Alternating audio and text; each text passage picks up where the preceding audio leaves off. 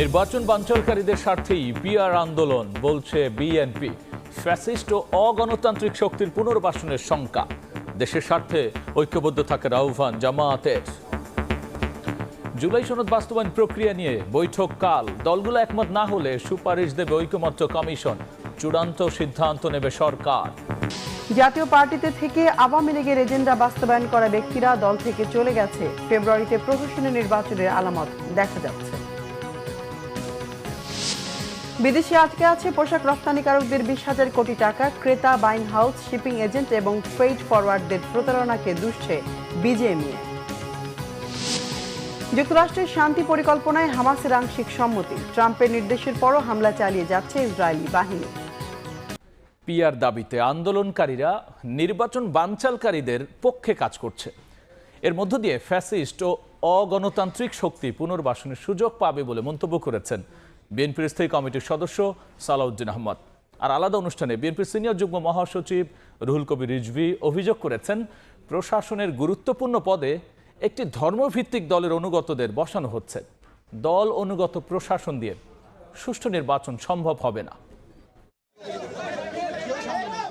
Association of engineers Bangladesh অ্যাবের নবগঠিত কমিটির সদস্যদের নিয়ে সকালে বিএনপির প্রতিষ্ঠাতা শহীদ রাষ্ট্রপতি জিয়াউর রহমানের সমাধিতে শ্রদ্ধা জানান বিএনপির সিনিয়র যুগ্ম মহাসচিব রুহুল কবির রিজভী। শ্রদ্ধা নিবেদন শেষে রিজভী অভিযোগ করেন, প্রশাসনের গুরুত্বপূর্ণ পদে একটি ধর্মভিত্তিক দলের অনুগতদের বসানো হয়েছে। দল অনুগত প্রশাসন দিয়ে সুষ্ঠু নির্বাচন সম্ভব হবে না। আজকে প্রশাসনে বিভিন্ন জায়গায় একটি বিশেষ রাজনৈতিক দল, যেটা বলেছি, একটি ইসলামপন্থী রাজনৈতিক দলের লোকজনদেরকে খুব কৌশলে নানাভাবে তাদেরকে বসানো হয়েছে। এটা দিয়ে কিন্তু অবাধ সুষ্ঠু নির্বাচন হবে না। জনগণ প্রত্যক্ষ করছে, আমরাও প্রত্যক্ষ করছি কোন কোন গুরুত্বপূর্ণ পদে এই সমস্ত বিশেষ রাজনৈতিক দলের মনোভাবাপন্ন প্রশাসক এবং আমলাদেরকে বসানো হচ্ছে।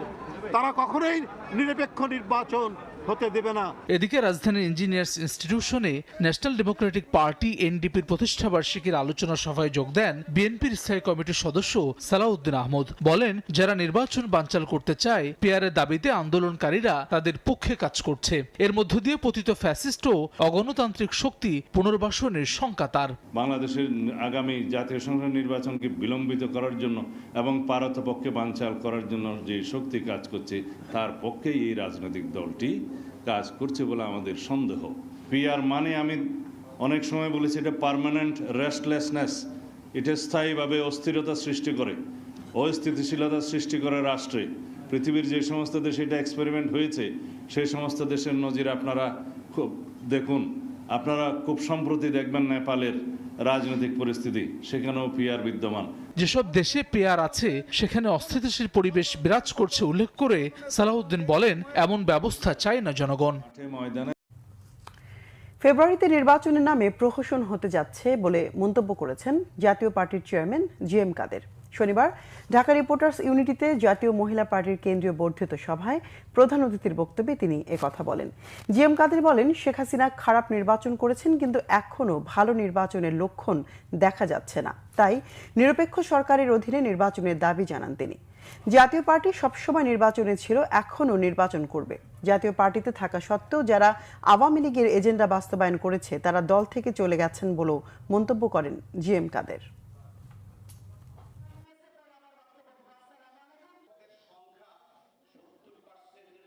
ফেব্রুয়ারি মাসে যে নির্বাচনটি নিয়ে এত আলাপ আলোচনা হচ্ছে, সেটার বিষয়ে আমাদের মতামত হলো, এটা সঠিক অর্থে ঠিক নির্বাচন হচ্ছে বলে আমরা মনে করছি না।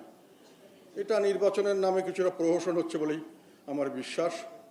কেননা যেটা আমরা শেখ হাসিনা সরকারের যে নির্বাচনকে নিয়ে আমরা এত সমালোচনা করেছিলাম, যে শেখ হাসিনা নিজের দলের সঙ্গে দলের একটা নির্বাচন করেছিলেন, যেখানে দল তার প্রতিপক্ষ নিজের দলের লোকের সঙ্গে কম্পিটিশন করেছিলেন। সামান্য কিছু ব্যতিক্রম ছিল, আমাদেরকেও সেখানে ওনারা নিয়ে এসেছিলেন কিছুটা বাধ্য করে। এখনও মোটামুটি সরকারি দল এবং আধা সরকারি দল, এই দুটোর মধ্যে নির্বাচন হচ্ছে। এদিকে ধর্মের ভিত্তিতে যাদেরকে বিভাজিত করার পক্ষে নয় জামাত, দ্বন্দ্বে না জড়িয়ে দেশের স্বার্থে সবাইকে ঐক্যবদ্ধ থাকার আহ্বান জানিয়েছেন দলটির আমির ডাক্তার শফিকুর রহমান। অন্যদিকে বিএনপি ও আওয়ামী লীগের মতো দেশ চালাতে চায় বলে অভিযোগ করেছেন ইসলামী আন্দোলনের নেতারা। জুলাই সনদের ভিত্তিতে জাতীয় নির্বাচন হতে হবে বলে এ সময় জানিয়েছে খেলাফত মজলিস। বাংলাদেশ জামায়াতে ইসলামীর কেন্দ্রীয় উলামা কমিটির উদ্যোগে দায়ী ও ওয়াইজ সম্মেলন রাজধানীর মগবাজার আল ফালা মিলনায়তনে আসেন সংগঠনটির 5 শতাধিক আলেম প্রতিনিধি। অনুষ্ঠানে প্রধান অতিথির বক্তব্যে জামায়াত আমির ডাক্তার শফিকুর রহমান বলেন, কোনো বিভাজনের রাজনীতি করে না তার দল। দেশকে এগিয়ে নিতে দ্বন্দ্বে না জড়িয়ে ঐক্যবদ্ধ হবার আহ্বান তার। ধর্মের ভিত্তিতে জাতিকে বিভাজিত করার পক্ষে নয়, আমরা একটা ঐক্যবদ্ধ জাতি দেখতে চাই। ঢাকা রিপোর্টার্স ইউনিটিতে এক গোলটেবিল বৈঠকে অংশ নিয়ে ইসলামী আন্দোলন বাংলাদেশ নেতারা বলেন, ক্ষমতায় যেতে উন্মুখ একটি দল ইসলামের বিরুদ্ধে কথা বলছে। বিএনপিও আওয়ামী লীগের মতোই দেশ পরিচালনা করতে চায় বলে মন্তব্য করেন তারা। আমাদেরকে বলছে রাষ্ট্রবিরোধী, আমাদেরকে বলছে স্বাধীনতা বিরোধী, আমাদেরকে বলছে মৌলবাদী। আওয়ামী লীগ যেই নীতি পদ্ধতিতে রাষ্ট্র পরিচালনা করেছে, এখন বাংলাদেশে বিএনপি সেই ধারাই তারা অব্যাহত রাখতে চাচ্ছে। এদিকে দুপুরে রাজধানীর রমনা ইঞ্জিনিয়ার্স ইনস্টিটিউশনে জাতীয় নির্বাচন সামনে রেখে সম্ভাব্য প্রার্থীদের নিয়ে মতবিনিময় করে খেলাফত মজলিস। জুলাই সনদের ভিত্তিতে নির্বাচন দাবিতে দেশব্যাপী গণসংযোগ, মিছিল সহ বিভিন্ন কর্মসূচি ঘোষণা করেন দলটির মহাসচিব। নির্বাচনের জন্য যে লেভেল প্লেইং ফিল্ড প্রয়োজন তা এখনো প্রস্তুত হয়নি। প্রশাসনের সক্ষমতা, নিরপেক্ষতা নিয়ে জনগণের যে প্রশ্ন হয়েছে তার কোনো সমাধান হয়নি। ভোটের রোডম্যাপ ঘোষণা হলেও সংস্কার ও জুলাই সনদ বাস্তবায়নে সরকারের পক্ষ থেকে কার্যকর উদ্যোগ নেই বলেও অভিযোগ খেলাফত মজলিসের।